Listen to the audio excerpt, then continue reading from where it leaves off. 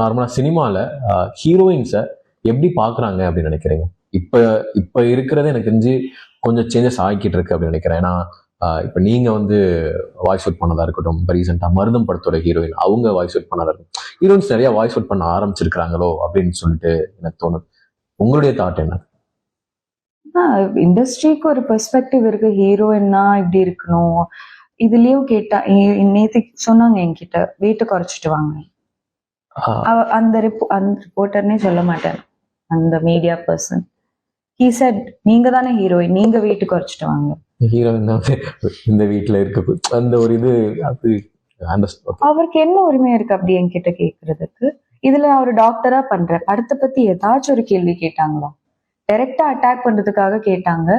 இதுலயும் நான் இது ஒரு டாக்டரா பண்ணும்போது எந்த டாக்டர் ஒரு பர்ஃபெக்ட் ஷேப்ல இருக்காங்க? They will be healthy, but they will not be glamorous ஒரு மாடல் ஃபிகர் மாதிரி இருக்க மாட்டாங்க. Because they're saving lives on a daily basis. என் டைரக்டருக்கு இல்லாத பிரச்சனை உனக்கு ஏன் வருது?